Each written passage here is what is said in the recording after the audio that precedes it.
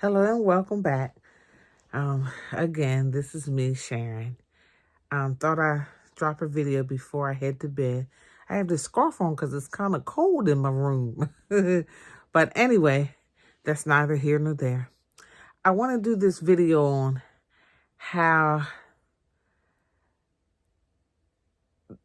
this individual and I met and became involved before I knew he was a narcissist. I don't do social media, but my children do social media. So, make a long story short, my daughter, my oldest daughter, um, does Facebook and stuff like that. She's a social media fanatic.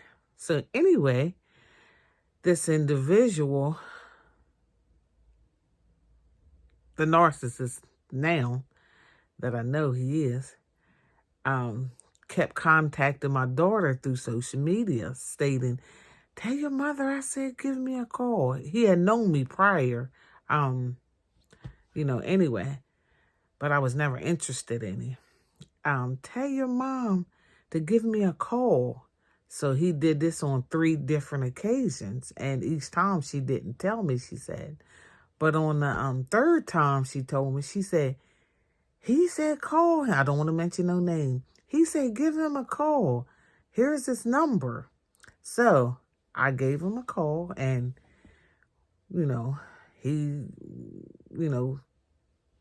act really happy and excited to hear my voice. And, I, was kind of glad to hear his voice too, knowing he was doing okay and well. And him and I talked for the longest time. And, that was the first conversation. Nothing led to anything. We just, began talking on the phone. And the next day we talked on the phone, and things progressed on, and we became deeper friends. This was a long distance relationship because at that time he was in New Orleans and I was down here on the lower shore. So it became a long distance, I guess, friendship. And things progressed on, so on and so forth. And I remember saying to him, I surrender my all to you. And I can't remember what he said, but I know he kept texting me constantly, calling me, and wanted to know what I was doing. This was every day, and constantly. Of course, I'm a young lady. I was flattered on somebody to be that interested in me.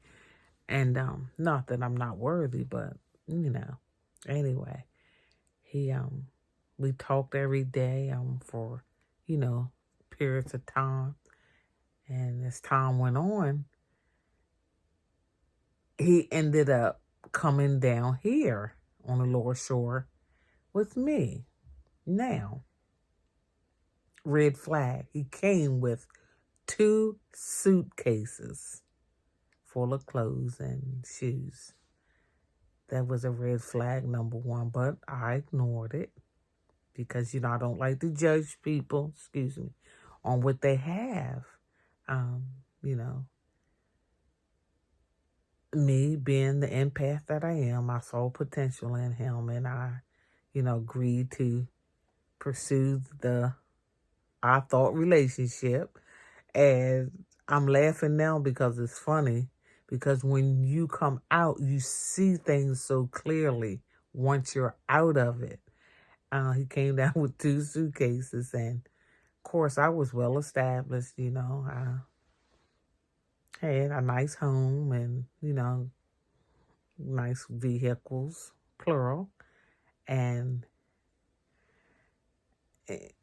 again, I didn't mind him not having anything because I knew, eventually I thought he would get a job and go on. We would build from there. Which, little signs started coming up. He would disappear, and now I know where he was going. It was over a female's house. And It's funny because hindsight really is 2020.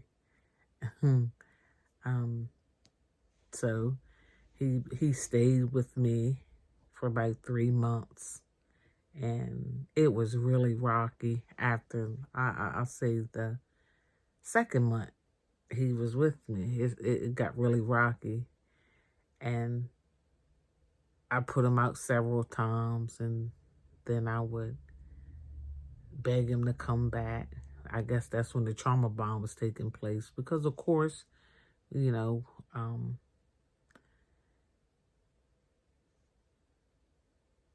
when two individuals are intimate with one another, it creates a bond. And that's what he was doing. Unbeknownst to me, I did not know. I thought we were in a relationship.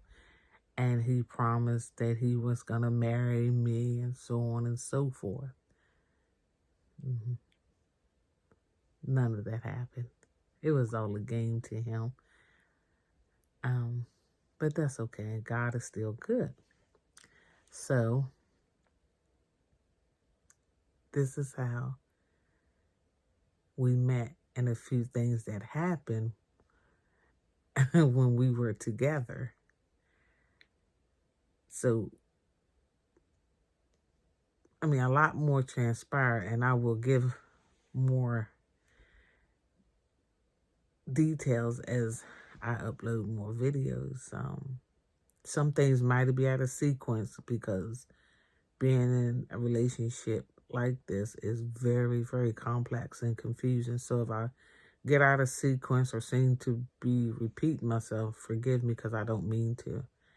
But so much happened in our so-called relationship that I may get out of sequence sometimes. So, it is what it is. But anyway, that's how we met and became entangled. And it's funny now because he knew all along his motive when he came down here. Him and a young lady that, what can I say, conspired against me to tear me down. Yeah, they both were on an assignment to destroy me. Why?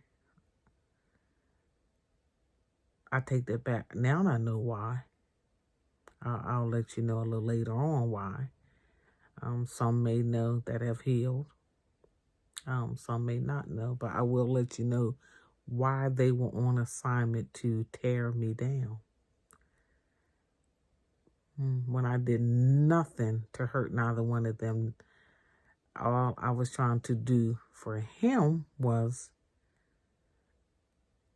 build a relationship with them, I thought. But, it is what it is. Thank God it's over. And I'm out of it. Completely out of it. Healed. Still have triggers. I think I'll have triggers until I leave this earth. But, I know how to deal with them now. And they're not that bad. Thank God Almighty. So, having said all of that, I'm going to close this video and head to bed. Thank you all for listening. And I hope you get something out of these videos that I post. So, I truly can smile now. One time, all I used to do was cry. Go to bed crying, get up crying through the day. It was very hard, but now I can truly smile. Yes.